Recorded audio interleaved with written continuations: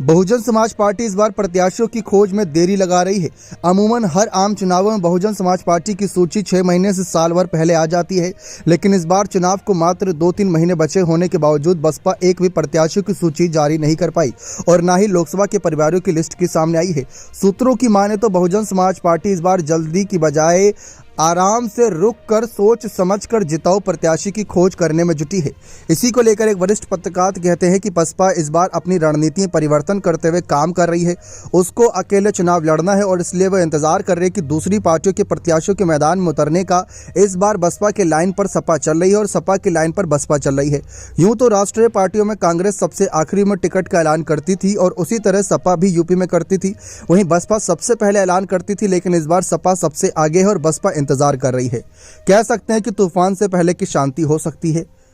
अब वरिष्ठ पत्रकार के मुताबिक सपा कांग्रेस के साथ गठबंधन में है और भाजपा में अन्य दलों के साथ गठबंधन में है और बसपा अकेले लड़ रही है। इस लिहाज से वो सबके प्रत्याशियों के ऐलान के बाद जातीय समीकरणों के अनुसार अपने प्रत्याशी फाइनल करेगी।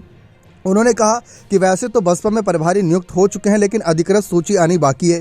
साथ ही उन्होंने कहा कि बसपा इस बार बड़ी संख्या में अल्पसंख्यक प्रत्याशियों पर भी दांव लगा सकती है, जिसका खासा प्रभाव पश्चिम में देखने को मिल सकता है।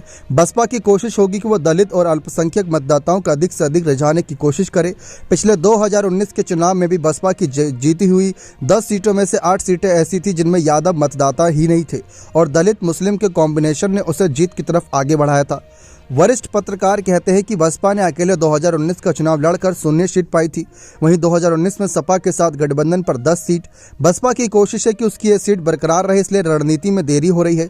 उन्होंने कहा कि इस बार बसपा मौजूदा माहौल देख रही है और जिन मजबूत स्थानीय प्रत्याशियों पर सपा और भाजपा टिकट नहीं दे रही है वो जिताऊ है। साथ ही टिकट पाने को आतुर है, उन पर भी मायावती दांव खेल सकती हैं। यानी कि जो नेता को टिकट सपा और भाजपा कांग्रेस नहीं देगी वह बागी हो जाएंगे और वह बागी नेता टिकट की लालसा में मायावती की बसपा की तरफ दौड़े दौड़े चले आएंगे, जिससे मायावती उस पल का फायदा उठा सकती हैं और ऐसे में मायावती के इस दांव से विपक्ष चित हो सकता है कई सीटों पर। बने रहे चैनल के साथ। बहुत बहुत धन्यवाद।